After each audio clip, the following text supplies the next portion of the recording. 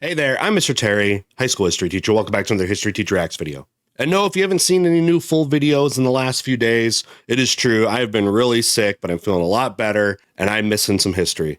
So today's video came recommended by multiple people actually over on my Discord server. It's from our friends over at Overly Sarcastic Productions, and it's their recent video called History Summarized Macedonia Before Alexander. This is really great because, when you learn about ancient Greece, you usually learn, about the city-states. You have Athens and Sparta, and maybe got to some of the other mid-level, I guess, ones like Thebes or Argos, Delphi or whatever. But then when you learn about Greece and all of a sudden, bam, Philip of Macedon, Alexander the Great. And it's like, whoa, where did that come from? So I think this is a really great topic to see the context. I'm hoping to learn from it, see what I can add from what I know. By the way, I did a video on Alexander and Philip's relationship and sort of his rise to power. It's over on my Originals channel that you may not know about because it's only a couple weeks old. Mr. Terry Originals, and I'll link that down below. Check out that video. I think you'll like it. It's a lot of fun. And of course, this original video is down below. Make sure you're supporting OSP. Make sure the original video gets its view, sub to their channel, check out all their other content.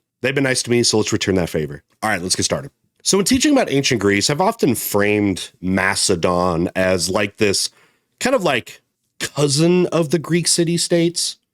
From the major Greek city-states, like I was telling you about before. It's like Macedon was, they're like related. They're part of the family, but they're kind of out there. They're kind of more like the awkward cousins that show up every once in a while. And, they're kind of down the list when you're starting to list off family members. Maybe you're not inviting them to like all the family barbecues because they're just a little odd. But boy, did they come out of obscurity and really take the Greek world by storm. Let's see what we got. From the Greek perspective, the 300s BC were kind of a scam. It's the century after Athens loses the Peloponnesian War, and they're contending with Sparta and Thebes to figure out who will be in charge. Often called the kind of end of like the golden age, especially of Athens, right? They're riding this high note after they defeated the Persians. And then there's this kind of golden age of 50 plus years, especially with Athens. So much of what people think about Greece actually happened within about a 50-year time period. And it's slotted there, right between the Persian War and then the Peloponnesian War, when Athens definitely goes above and beyond and really becomes annoying to the rest of the city-states, especially to Sparta. And then, everything just gets destabilized. And then, the story is Macedon, of course, picks up sort of the pieces, I guess, in a lot of ways, or at least uses to their advantage. By the way, you got the Athenian owl there. I am representing here. I don't have a Macedon shirt, though. Yet, to their collective surprise, it's none of them, because this upstart B-list king at the northern edge of Greek civilization swoops down and stomps them in battle, then negotiates a peace in which mainland Greece is subservient to him. Like I said, scam! You see how the Sparta parts? There's a little bit of Sparta that was kind of an awkward relationship that they had there. I mean, if you're Philip, you definitely don't want to have to mess with Sparta if you don't have to. So I totally get not going and trying to force them too much. Greece kicked out the Persians. What do you mean they lost to some barbarian? To this guy. Who even is this guy? He's not just some barbarian. Now, as we exit the salt mines of the Greek POV and return to our comfy third-person omniscient perspective, that would be King Philip II of Macedonia. A kingdom at the periphery of the Greek world, which, within a century, rose from relative obscurity to conquer mainland Greece, and under Philip's son, Alexander that one, toppled the Persian Empire and remade the ancient world in the Macedonian mold. I'll be honest, too, I know nothing about Macedon before Philip II. Philip II's the Philip that we talk about. Like, I have no idea who Philip I was or anything. So if you guys want to supplement anything to help me here with kind of pre-Philip Macedonian history, like what maybe wheels were in motion before him that brings Macedon to this, incredible position? Because it can't be just Philip II out of nothing, right? Big hoist for that father-son pair. So the questions on the mind of the Greeks they had issues between the two. We'll be asking today. What is Macedonia's deal, and how did they do it? As we'll find out, the answer to both is the continuous evolution which culminated in the reforms and victories of Philip. And little did any of them know at the time, the consequences of all this go far beyond one king having his day in the sun. Because in that process, Macedonia expanded what it meant to be Greek, and that had civilizational implications for Greek history. I have kind of had this impression, and again, what I've learned and kind of have continued on, I guess, in my teaching is, Philip wanted to kind of like be Greece, not as much as like destroy it, but like become it and adopt their principles and adopt their philosophies and their achievements. You know, notably with like getting Aristotle, of course, to basically be the personal tutor, you know, of Alexander, and Aristotle was not Macedonian. Into the Hellenistic era, under Rome, onto the Byzantines, and beyond. So, Yeah, to see how kind of the Macedonia domino entered effect, and right? ultimately took over the Greek world on the eve of Alexander, let's do some history. Cool. Now, the name Macedonia derives from the Greek word Makedones, likely meaning tall ones or highlanders. But who exactly were they? Well, as far as the Greeks were concerned, different. Yeah. The Macedonians were a distinct ethnic group from the river valley between the coast and the inland mountains. But while their fellow Aegean dwellers lived in city-states with constitutions Right. and assemblies, the Macedonians were more like their neighbors, the Thracians and Illyrians, looser associations of farms and villages, which the Greeks called an ethnos, a Okay. group of people, but not really a state. And the Okay, so it was less centralized from what I'm getting there. So was there not a monarchy up at that time, up till Philip? That's something I didn't know too. We know those people kicked butt too. I mean, you hear about the history of like Thracian military, and yeah, they're not stepovers though, for sure. clearest snapshot of that gap between Macedonian and Greek comes around the year 500 BC, when one royal prince wanted to compete in the Olympics. These Okay. festival games were famously open to all Greeks, but you did have to be Greek. So, Right. And a man. was he? Well, his name was certainly Greek, Alexandros, different Alexander, not the famous one, and context clues indicate he could speak some dialect of Greek, but on the other counts, he came up short. For one, his native Macedonian language was unintelligible to the Greeks, either a very distant dialect or a fully distinct language. And that was a big deal to Greeks. Greeks really saw identity with each other by the Greek language. You might have heard that they considered people that didn't speak Greek the barbaroi, right? Which later gets utilized as like barbarian, because that's what it said that the other people sounded like. They're saying bar. Culturally, he was also an oddball, a full-on monarch outside the quintessentially Greek ecosystem of city-states. Further, these Macedonian kings married foreigners, practiced polygamy, and, worst of all, drank unmixed wine. Greeks cut their wine with water, so drinking it straight was scandalous debauchery, and the result was Macedonian parties got notoriously raucous, Oh, wow. really turning violent. Well, the Macedonians got hella drunk too. Here, in my video, it's talking about the kind of the relationship between Alexander and Philip. Actually brings up a couple of the famous drunken stories, including at Alexander's wedding.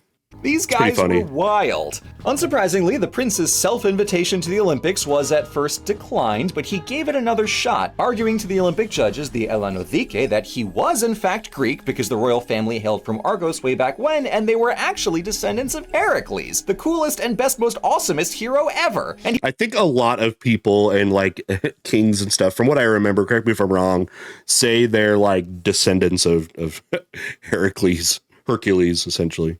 the Hellenic, that he was in fact Greek because the royal family hailed from Argos way back when, and they were actually descendants of Heracles, the coolest and best, most awesomest hero ever. And he does have a girlfriend, she just goes to a different polis.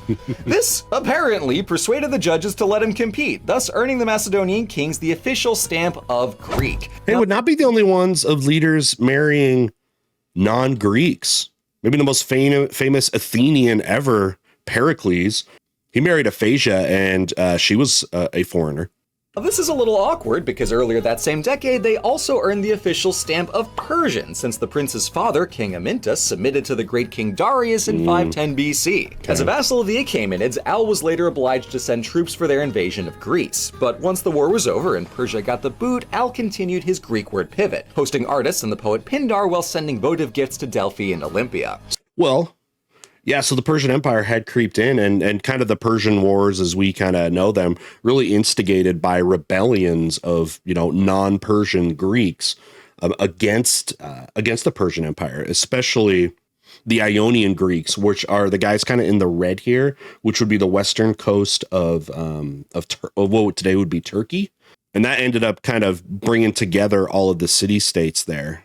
So while Al the Elder's participation in the Olympics may have been wishful thinking made manifest, it signaled the intent to participate in Greek culture and society, and the next century and a half saw Macedonia drawing further into the Greek orbit. This, at its core, is the big transformation. Before 500 That's good info. BC, I did not know that. Macedonia was definitively not Greek. Then, the royal Argead dynasty was accepted as Greek, and by the 330s, the kingdom at large morphed into something meaningfully Greek without losing what made it Macedonian. But so it sounds like, though, they had to really work at it, though, because the Greeks as a whole did not see him that way, but they had to be like, all right, well, here's our family tree, and probably here's some money and stuff like that.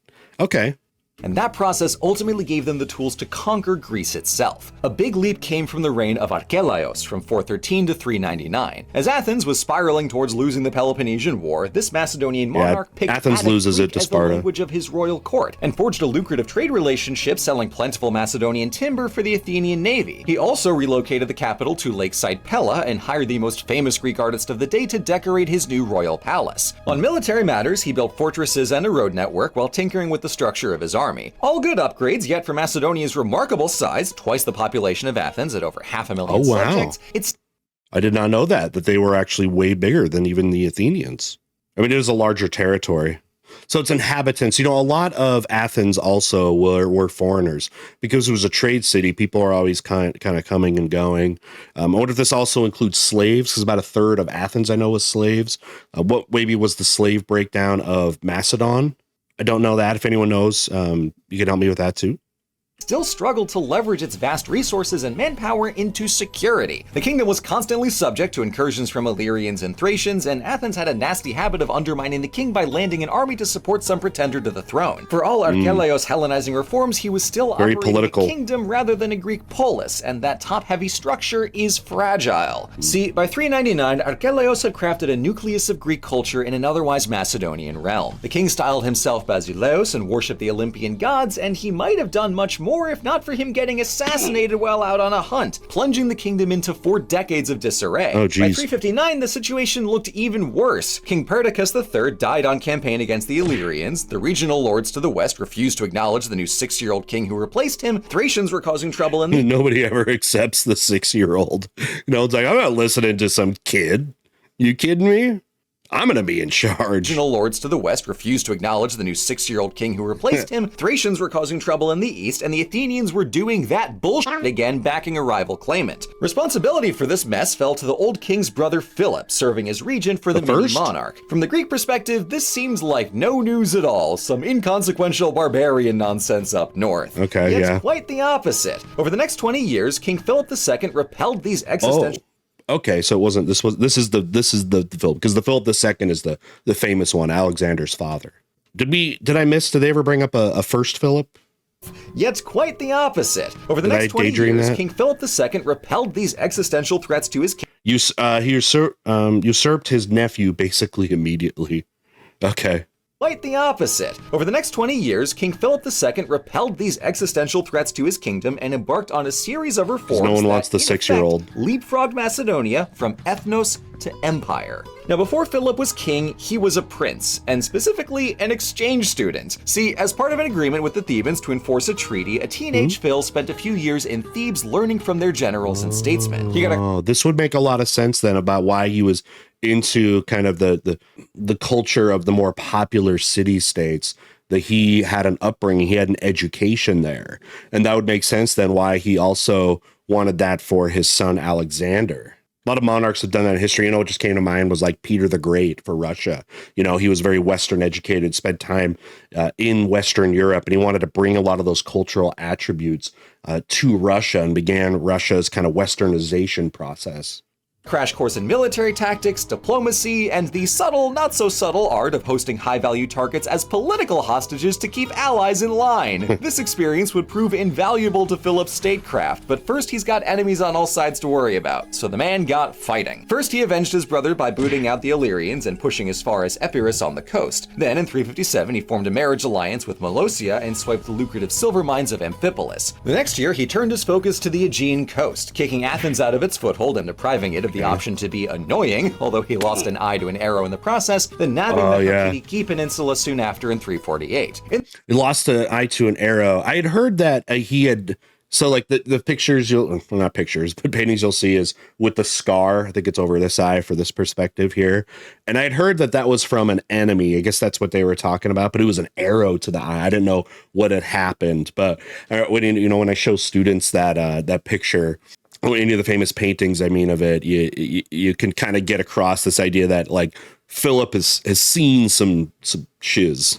He's been through some stuff. He's pretty hardened, leading up to his conquest of Greece and ultimately to his assassination. An eye to an arrow in the process, then nabbing the Halkidiki Peninsula soon after in 348. In the middle of this, he took advantage of a regional war for control over the Delphic sanctuary, the result of which was Philip conquering most of Thessaly and becoming guardian of Delphi. Solid haul for a decade on the march. Ooh, does that...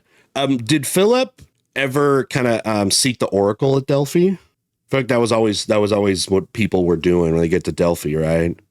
Oracle at Delphi. Basically, they got these women high on fumes and started hallucinating stuff that like priests interpreted as divine like answers to questions and prophecies and stuff. But you would think he definitely stopped in, right? Is there some stories about that? Maybe I haven't heard. Most of Thessaly and becoming guardian of Delphi. Solid haul for a decade on the march, but how did he pull that off? Philip could thank the silver mines. After fully stealing Amphipolis in 357, he immediately acquired the funds to transform Macedonia's military, state, and culture, often in ways that cleverly overlapped. By the way, silver production is one of the things that also brought Greece into the Mediterranean trade network. They didn't have the large-scale agriculture that was coming out of like Egypt or Mesopotamia, but some of those natural resources like silver, of course, they're going to have like their wine. They love that all around the Mediterranean world. But yeah, silver being one of those things that made them, relevant in the whole trade scene because they got the mountains.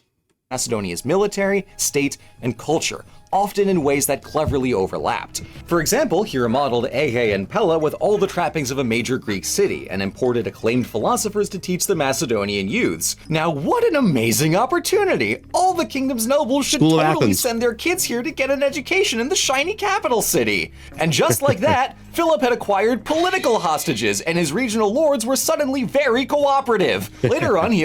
By the way, y'all know this famous painting? This is from Raphael. It's called The School of Athens. Now, it includes a lot of people that are long after this time, and they still hypothesize who might have been like a lot of these people. But I know like here in the center, maybe like Plato, Aristotle, or Socrates kind of in the center. I've seen the dude that's laying down on the steps as Diogenes. If you don't know about him, he is a hoot. Michelangelo maybe being behind his fist there is kind of like a sculptor. I've seen also possibly Da Vinci, who's going to be behind the character over here. But Raphael had painted this in the Renaissance as kind of an homage to the ancient Greek, philosophers and mathematicians, etc., and then mixed in with it people even of his era. And put himself together. Now you don't see it in here, but Raphael actually painted himself in it. It's actually for your side, it would be, it's out of frame right now. And you can look it up. He painted himself, because why not put a painting of the most brilliant people? Although, and I don't know if Raphael knew about this, but they didn't have arches like this in ancient Greece. These were more Roman things. And would have been, used around in Rome, but it's kind of anachronistic there. But yeah, this wouldn't have existed, these shapes in Greece. Sorry, I pulled like an actually on this video, or not on Raphael, but little education, right? Get an education in the shiny capital city. And just like that, Philip had acquired political hostages, and his regional lords were suddenly very cooperative. Later on, he also poached Aristotle to come teach his son Alexander the 4.0 GPA. Makes sense why. Meanwhile, Philip was accruing wives from every leg of his campaigns education to lock in the allegiance of his new territories. So all the power in the kingdom was gravitating to the court at Pella. Philip's Greek imports... I think it is still important to know how weakened Greece still was from the devastation of the decades-long Peloponnesian War. Everything's really been taken down a notch, especially Athens. Athens loses the war. They don't get destroyed or anything, but basically their political power was gone. A lot of of that. They still remain the kind of a cultural center, but they will no longer be the authority really over the Greek city states that they were. So I think timing was pretty important here to see the success, that Philip had.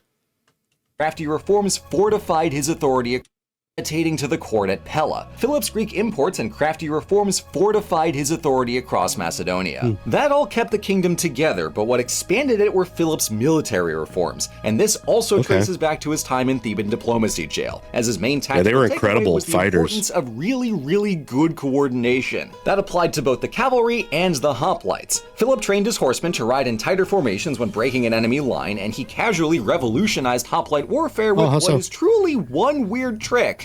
Yeah. Bigger spears. Oh, okay. I heard that the Sarissas, right? Isn't that basically what they said?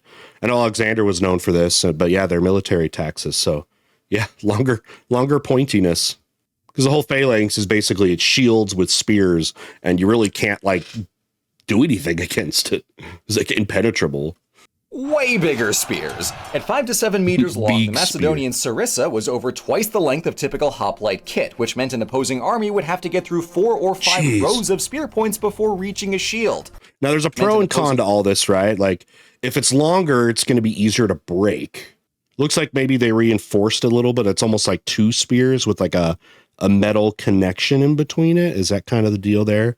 And obviously going to be harder to carry and whatnot, but I'm assuming just from, the story here that the pros outweighed the cons here. Army would have to get through 4 or 5 rows of spear points before reaching a shield. Sure, the Macedonians had to use smaller shields to hold the spear with both hands, but that much raw spearage meant better offense and defense at once. Oh, okay. So you had to use, that would make sense. Yeah, both hands. So I guess you have the shield strapped here on your arm. You're not holding it like you would think that most did, right? But yeah, you had to go up your arm a little bit so you could have 2 hands. Okay. The trick was it needed a ton of training. Conveniently, Philip had Mondo Silvermine's cash for a professional army. He could be poking people on accident than an average citizen soldier. End result, Philip invalidated conventional hoplite warfare. His sarissa-wielding phalangites were simply better across the board. In tactical parlance, they were the anvil.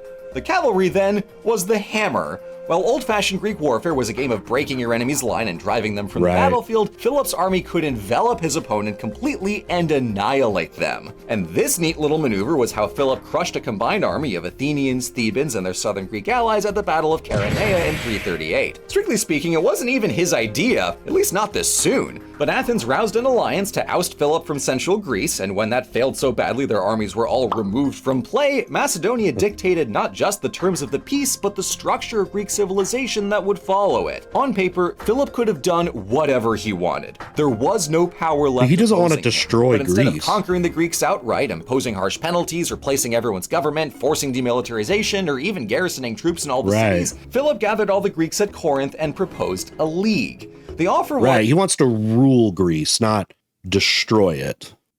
In effect, an alliance of every mainland Greek city, sworn to peace with each other and resolving disputes via a council rather than stabbing, with everyone pitching in soldiers, ships, or money for common defense. You'd think this would kind of be almost like a birth of Greek nationalism, which, it kind of gets started with the Persian Wars when these city-states kind of have to put aside their more local identities to a greater Greek culture. But it looks like he's also, trying to do that.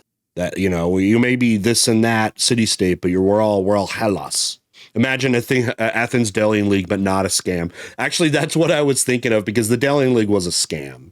I mean, it really was. Athens was siphoning money from all the city-states, all under the impression that this was going to be used for future attacks against Persia. But Persia doesn't come back, and then they start using the money to build, things like the stuff at the Acropolis, and then the Parthenon and temples, and just extracting millions. And that is one of the major reasons that really kicked off the Peloponnesian War was, trying to stick it to Athens and their abuses there. So, but it's this time, but this time it's going to work. Okay. We're not just going to be all corrupt like Athens was. This was startlingly generous given the leverage Philip had, as Greeks spent the past century with rotating hegemons extracting as many concessions as possible. Athens didn't have that kind of leverage. Meaningfully different. This was an especially good deal for the smaller cities who were used to getting trampled, and the big boys recognized these were far better terms than they deserved, so everyone went along with it. Asterisk for Sparta, but they fully do not matter. The stated goal of this so-called common state of the Greeks was stay out of my business, we'll stay out of your business. Which was smart, I think. Just don't mess with Sparta. If you have the chance to just do your own thing without them. I mean, yeah, it probably would have been nice to, get Sparta on your side. But amazingly, they did just fine without them. For Sparta, but they fully do not matter. The stated goal of this so-called common state of the Greeks was twofold. In addition to preserving the common peace, Philip sought to avenge the civilizational injustice of Persia's invasion the century prior, and pointing them all towards a campaign in Persia was a clever way to keep everyone on side. These are not the machinations of some warmongering barbarian, this is the calculated strategy of someone who understands whom he's dealing with better than they do. What he's done here is take the familiar concept of a regional federal league and build it up to a pan-Hellenic scale for every Greek city-state to join in. Nobody else in Greek history had the skill or vision to execute on that, which is why Philip was the first to preside over all of this. Yet, Macedonia itself was not part of this Hellenic League. I guess in this comparison, we're not really seeing the Delian League as an Athenian empire, which I've heard characterized a lot. Maybe not in name, but in functionality, that it really was like an Athenian empire that would have looked, like this. I guess we're not. So even here, as Philip united nearly the entire mainland, we face the question of, was Macedonia Greek, and did that really matter? Well, let's put it this way. Here in 338 BC, Macedonia had adopted the trappings of Greek culture in language and art, they'd modified the tactics of Greek competition in warfare and diplomacy, and yet they chose not to forgo their Macedonian customs, retaining an absolute monarchy, royal polygamy, heavy drinking, and a society not defined by cities. Breaking the old dichotomy of civilized Greek and foreign barbarian, Macedonia's Greekification was subtle and varied. That not only proves Macedonia was clearly very— It's syncretism. The blending of the cultures that way. The Mongols used to do this. They didn't have these big cities and this and that, but they ruled over them and started to integrate into them while keeping, some of their beliefs, but also adopting a lot of the beliefs of the people that they conquered. Macedonia's Greekification was subtle and varied. That not only proves Macedonia was clearly very good at the proverbial video game, but it shows that Greekness, Hellenism as a concept, is a lot more flexible than even the Greeks had imagined. That's a great point, because that's exactly what's going to happen, because they're going to do the same thing. They're going to conquer in Egypt, they're going to conquer in kind of Persia proper and adopt and assimilate those beliefs. They added to the beliefs of, the Persian cultures, and also in turn adopted some of those of the Persian culture. So the Greeks are becoming a little more, adopting a foreign culture. Then the opposite happened as well, for sure. Good point. Hellenism as a concept is a lot more flexible than even the Greeks had imagined. There could, in fact, be a new style of Greekness. I figured it always was the point. Citizen assemblies, and whether or not flexibility was the into that determined if Phil's arrangement would come crashing down immediately, at least with Alexander, so many Hegemonies did, or expands the notion of what Hellenism could be. If these foreigners could become Greek, then so might Persia, Egypt, and even further beyond. Do you think Philip was as open-minded to Persian culture, with like Persian and Egyptian culture, as Alexander was? Because Alexander, was famously like that. Probably come up from, again, his very highly educated background. Do you think he felt that way? Or do you think Philip felt that same way that Alexander would have? Let's say, again, Alexander never comes into power. Philip is the one that is able to oversee the conquest of Persia and Egypt. Do you think we would have had basically an identical form of cultural assimilation and blending that we saw in the real timeline of Alexander? For you guys that might know a little bit more about Philip than I do, love to hear what you think. And that dynamic will transform Mediterranean history forever. Unfortunately for Philip, he's not going to see it happen because he got assassinated at a wedding 2 years later, so it'll be up to Alex, the new king in charge, to prove that, yes indeed, this vision of a Hellenistic world could stick, and it would be more than old Phil possibly imagined. Thank you for watching. Now, on On the subject of becoming Greek, I'm very excited to say that I am officially a Greek citizen. After a multi-year process of bouncing between consulates and a side quest to fix a spelling mistake on 3-decade-old paperwork, I am in, and I couldn't be more thrilled. Me and Philip doing the handshake meme over Do you have a Greek here. background? I'll see you in the next video. Teleme syntoma. Cool. Didn't know that. Final thoughts. Well, I'm really glad I watched this because, you know, I love telling and teaching about like the Alexander the Great story. And of course, you have to bring in Philip and talking about him, but knowing a little bit more about the context of not just Alexander, but the context of Philip. I think I was able to learn a lot more about that, especially what his goals and what he was actually kind of doing with Greece and what I guess his goals were on the eve of his, eventual assassination. So I think that was great to kind of fill in a bigger picture for myself. I was really glad I was able to do this, and they did a great job as always with this. Again, if you like this video, I think you might like my video that I did on the originals. It's kind of lighthearted, more like this one as well. And it is about Alexander and Philip's relationship and kind of Alexander's rise to power, but brings in a lot of, his relationship with Philip. It's pretty funny. I'll go ahead and link that down below. And if you hadn't subbed to the originals channel, do that. We're putting out content. I've got some editors and even for some things, some other co-writers and things. And we're really hoping to have it grow. And we'd love to have your support here in these early days. All right, we'll see y'all next time.